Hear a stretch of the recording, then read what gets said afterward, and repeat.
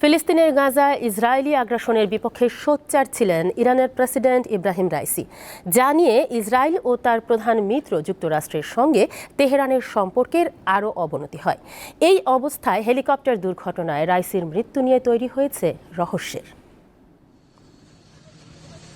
রবিবার আজারবাইজান সীমান্তে ইরান ও আজারবাইজান যৌথভাবে নির্মিত একটি বাঁধ উদ্বোধন করতে যান প্রেসিডেন্ট ইব্রাহিম রাইসি। সেখানে আজারবাইজানের প্রেসিডেন্ট ইলহাম আলিয়েভ উপস্থিত ছিলেন। বাঁধ উদ্বোধন শেষে 3টি হেলিকপ্টারের বহর নিয়ে ইরানের পূর্ব আজারবাইজান প্রদেশের রাজধানী তাবরিজে ফিরছিলেন ইব্রাহিম রাইসি।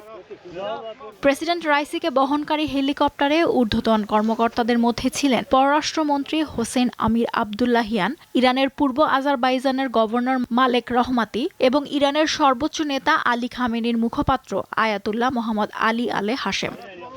পূর্ব আজারবাইজানের জোলফা এলাকার দুর্গম পাহাড়ে হেলিকপ্টারটি বিধ্বস্ত হয়। অন্য দুটি হেলিকপ্টার নিরাপদে গন্তব্যে পৌঁছায়। দীর্ঘদিন ধরে ইসরায়েল ও যুক্তরাষ্ট্রের সঙ্গে বৈরী সম্পর্ক ইরানের। তেহরানের বিরুদ্ধে গাজায় হামাস ও লেবাননে হিজবুল্লাহকে মদদ দেওয়ার অভিযোগ রয়েছে। সম্প্রতি সিরিয়ায় ইরানের দূতাবাসে হামলার জন্য তেল আবিবকে দায়ী করে তেহরান। এরই ধারাবাহিকতায় ইসরায়েলের ড্রোন হামলা চালায় ইরান। এ ঘটনায় ইসরায়েল ও যুক্তরাষ্ট্রের সঙ্গে তেহরানের তিক্ততা আরও বাড়ে।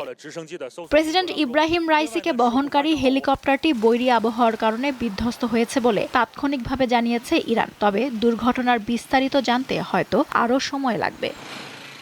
লুৎফা ফৌজিয়া, দীপ্ত, বার্তাকক্ষ।